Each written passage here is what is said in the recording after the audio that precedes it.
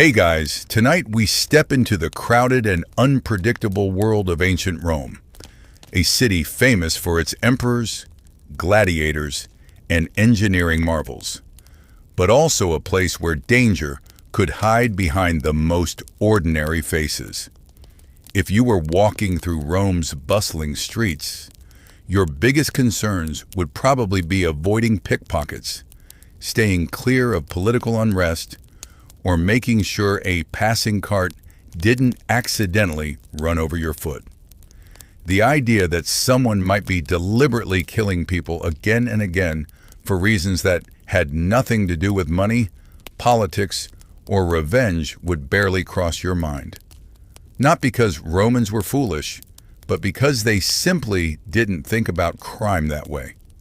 In their world, every crime was expected to have a practical explanation. Someone murdered a rival to gain power. Someone poisoned a wealthy relative to secure an inheritance. Someone arranged an assassination to settle a political score. Every violent act was supposed to serve a purpose. But imagine living in a city where over 1 million people crowd into narrow streets, packed apartment buildings, noisy markets, and endless public gatherings. People arrive from every corner of the empire. Sailors, merchants, travelers, slaves, soldiers, politicians, and strangers move through the city every single day. In a place that large, people disappear constantly. Some leave town.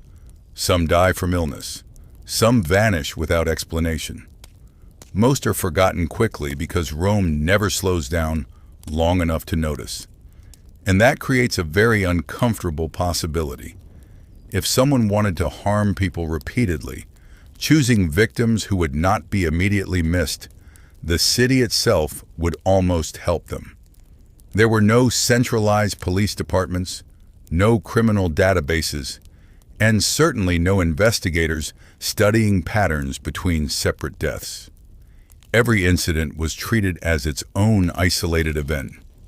A suspicious death in one neighborhood remained in that neighborhood.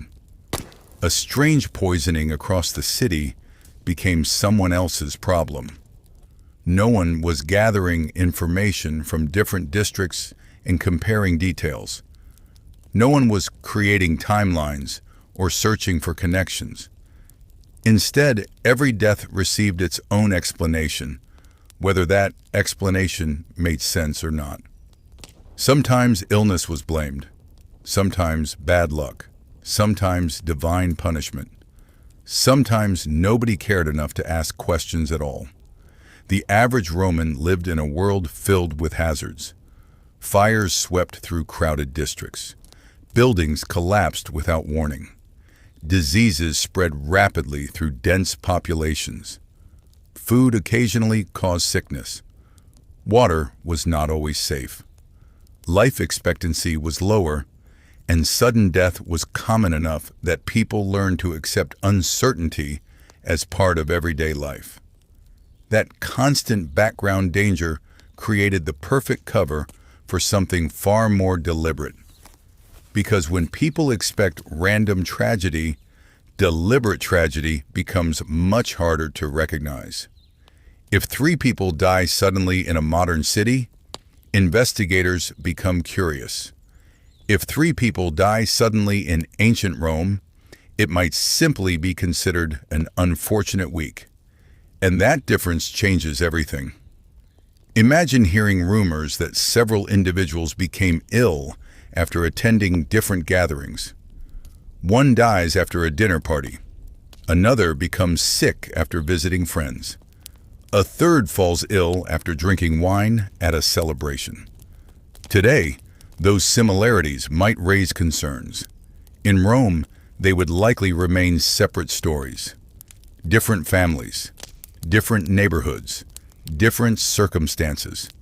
Nobody sees the larger picture because nobody is looking for one.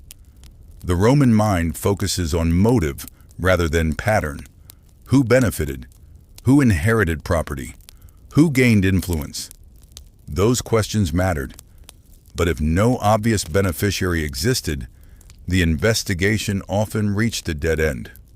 The possibility that someone might act without a practical reason felt strange, almost irrational. And because it felt irrational, it was rarely considered. Meanwhile, Rome continued moving forward exactly as it always had. Crowds filled the forums. Merchants shouted from market stalls. Politicians argued publicly while secretly plotting against one another. Wealthy citizens hosted extravagant banquets. Life appeared normal. Yet hidden beneath that normality was a dangerous truth. A city this large creates anonymity. A city this busy creates distractions. And a city this chaotic creates opportunities. Someone with patience, intelligence, and a willingness to exploit those weaknesses could operate for years without attracting serious attention. Not because they were invisible, but because they looked exactly like everyone else. They blended into crowds, disappeared into busy streets, and became one more face among thousands. In a strange way, Rome's greatest strength became its greatest vulnerability. The very systems that allowed millions of people to live together also made it easier for unusual threats to remain unnoticed. And perhaps the most unsettling part is that if you lived there, you probably wouldn't see it either. You would wake up, go to work, visit the baths, meet friends, buy food, and worry about the same ordinary problems everyone else faced. The larger pattern would remain hidden behind the noise of daily life. And somewhere within that noise, someone might already be learning just how easy it was to make a death look ordinary in a city where ordinary death was everywhere. By now, you have started to realize that ancient Rome is not a place where secrets stay hidden because people are good at investigating. Secrets stay hidden because there are simply too many distractions. And among all the dangers lurking within the empire, none is more feared, whispered about, or difficult to prove than poison. Unlike a knife, poison does not announce itself. It does not create screams in the street or leave witnesses running for help. It works quietly. One moment a person is laughing at a banquet, raising a cup of wine and enjoying the evening. A few hours later, they are sick. By morning, they may be dead. And in a world without toxicology reports or laboratory testing, proving what happened becomes nearly impossible. This is exactly why poison earns such a terrifying reputation in Roman society. Wealthy families fear it. Politicians fear it. Emperors fear it. In fact, many powerful Romans become so paranoid that they employ servants whose only job is tasting food before it reaches the table. Imagine living in a world where every meal feels like a potential gamble. Every cup of wine carries uncertainty. Every invitation to dinner comes with a small voice in the back of your mind, asking whether the host truly values your company or simply wants you conveniently removed from the political landscape. The problem is not just that poison exists. The problem is that Rome provides countless opportunities to use it. Banquets are common. Public gatherings are frequent. Wealthy households employ large staffs of servants, cooks, and attendants. Food passes through many hands before reaching its destination. A single dishonest individual can cause enormous damage. Worse still, many substances capable of causing illness are already familiar to Roman society. Certain plants, minerals, and compounds possess dangerous properties. Some are used in medicine when administered carefully. Others become deadly when misused. The line separating healing from harm is often alarmingly thin. A remedy intended to help someone recover can become a weapon with only a slight adjustment. That uncertainty creates an atmosphere of suspicion. When a powerful person dies suddenly, rumors spread immediately. Was it natural causes? Was it illness? Was it age? Or did someone help fate move a little faster? No one knows for certain, and that uncertainty becomes fertile ground for conspiracy theories. Every unexpected death acquires multiple explanations. Every explanation gains supporters. Every supporter claims to know the truth. Yet actual evidence remains frustratingly scarce. What makes this even more unsettling is that poison rewards patience. A violent attack requires courage, speed, and the willingness to risk capture. Poison requires observation. You study routines. You learn habits. You identify vulnerabilities. You wait for opportunities. In many ways, it is less dramatic, but far more calculated. A poisoner does not need physical strength. They need access and timing. And in a city as crowded as Rome, access and timing are often easier to obtain than people realize. Imagine a servant who works unnoticed for years, a cook preparing meals every day, an attendant responsible for pouring drinks. These individuals blend into the background because society expects them to be there. They become invisible through familiarity. Most people never consider how much trust they place in strangers performing ordinary tasks. Yet that trust creates opportunities for anyone willing to exploit it. And once a poisoning succeeds, fear spreads rapidly. Because unlike a visible threat, poison attacks certainty itself. You cannot simply avoid dark alleys or dangerous neighborhoods. The threat might be sitting beside you at dinner. It might be preparing your meal. It might already be inside the cup resting in front of you. Suddenly, every social interaction contains a layer of doubt. Every act of hospitality carries risk. Every invitation becomes a question rather than a pleasure. The Roman elite understand this all too well. Rivalries are intense. Political careers rise and fall constantly. Alliances shift. Friendships disappear. Ambition drives people toward extraordinary actions. Within that environment, poison becomes the perfect weapon because it transforms murder into something that looks like misfortune. A victim grows ill. Symptoms worsen. Death arrives. Relatives mourn. Life continues. Perhaps rumors circulate for a few weeks before fading away.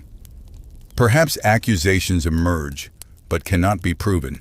Either way, certainty remains elusive, and that uncertainty protects those responsible.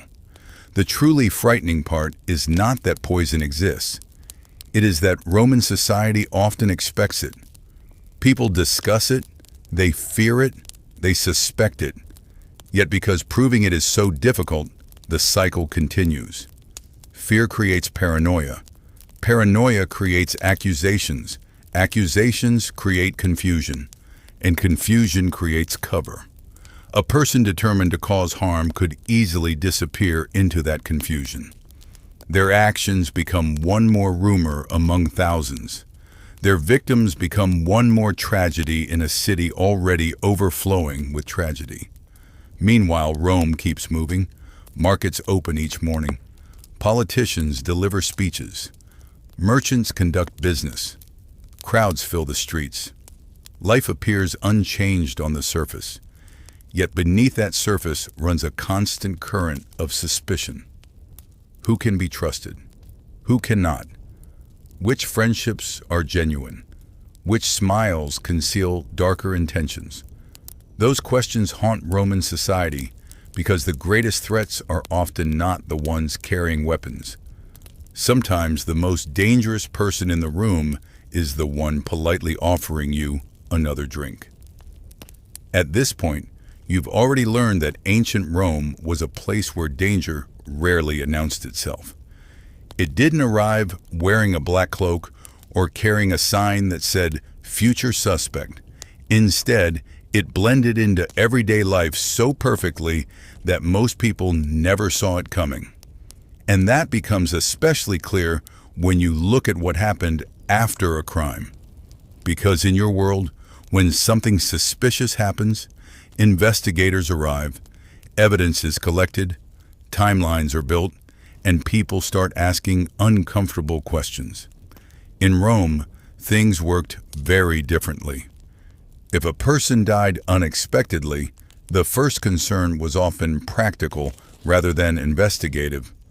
Who inherits their property? Who takes over their responsibilities? Who benefits from their absence? The death itself was important, but the consequences were often considered even more important.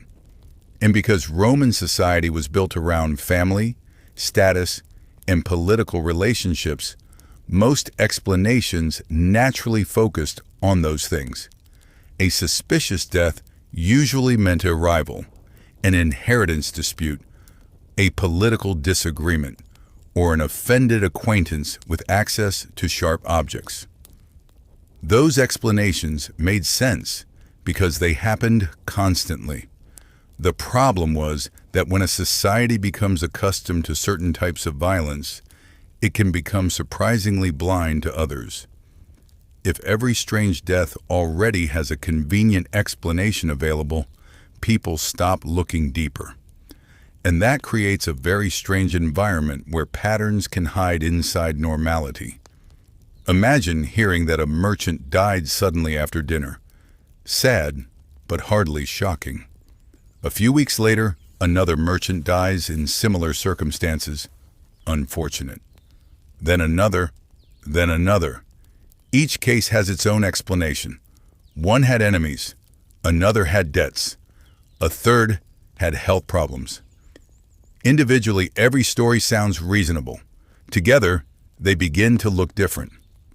But nobody is putting those stories together because nobody is collecting them in the first place. Information moves slowly.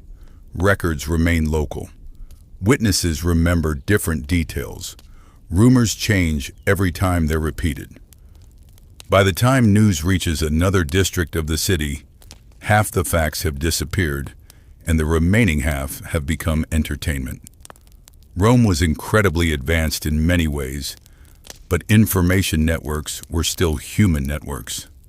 Messages traveled through conversations, letters, and gossip. And gossip, while entertaining, is not always the most reliable investigative tool. In fact, the more dramatic the story became, the less accurate it usually was. Someone who died quietly of poisoning might be transformed into a victim of divine punishment. A simple accident might become an assassination.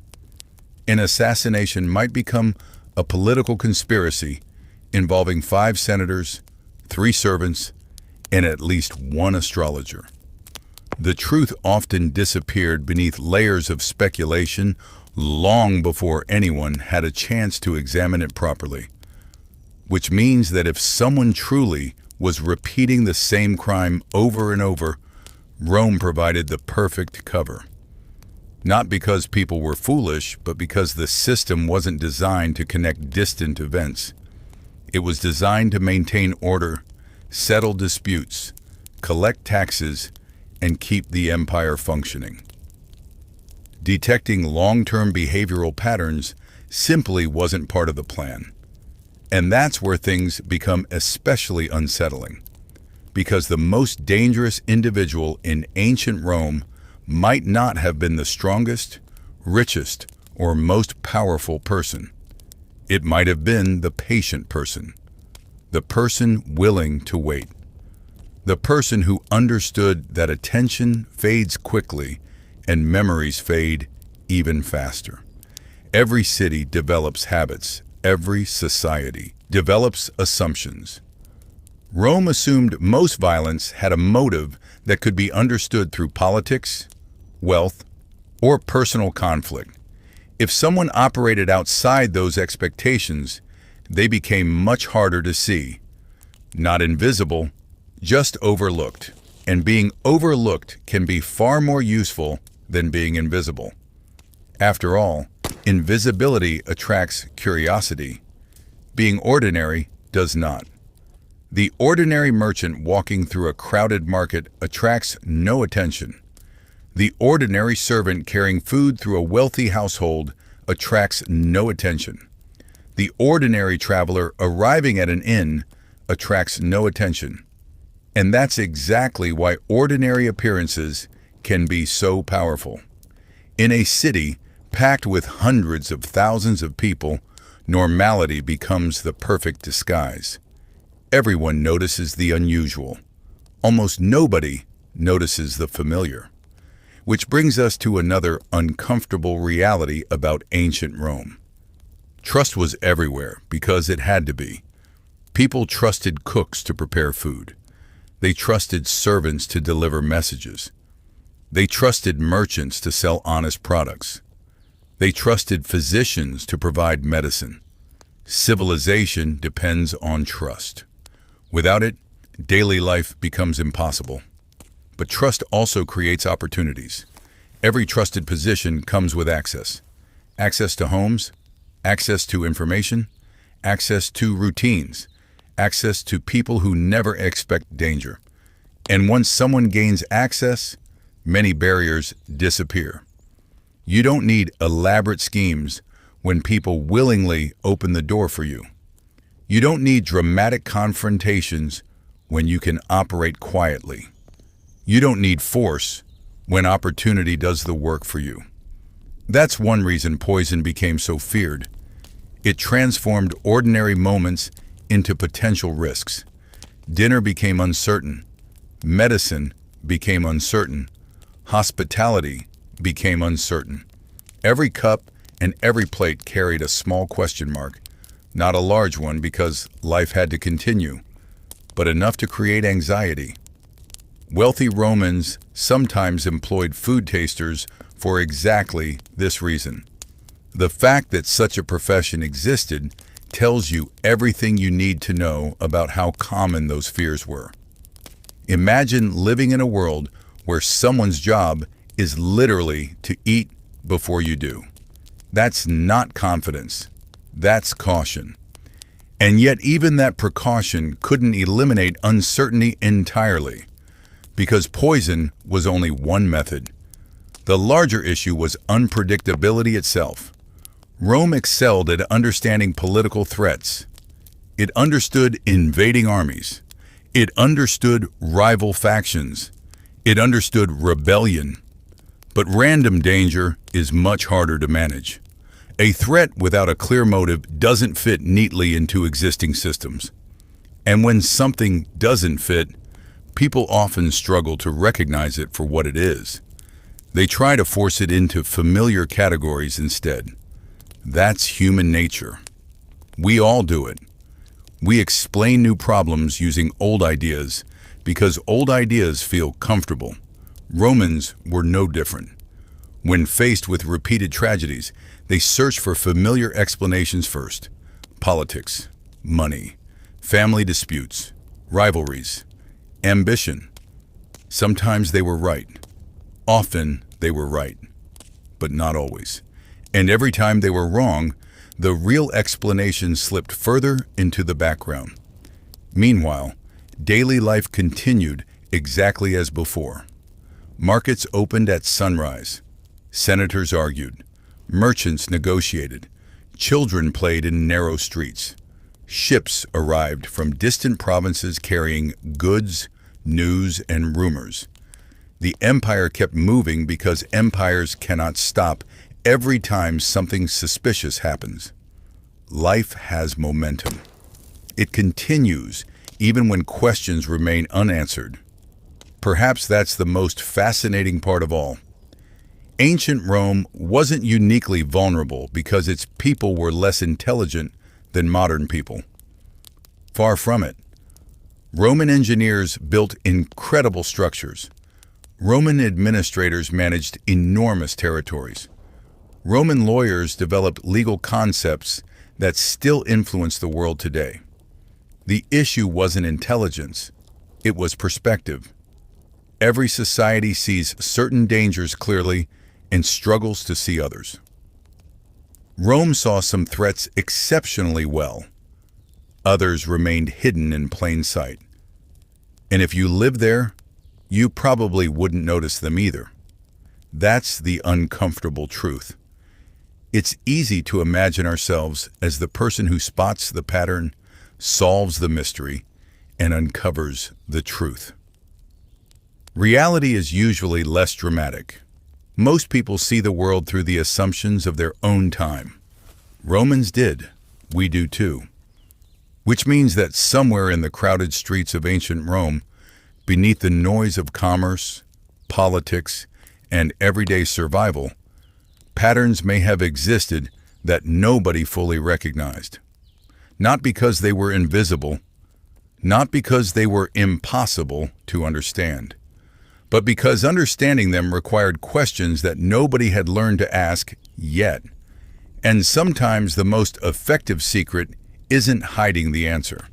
Sometimes it's making sure nobody realizes there's a question in the first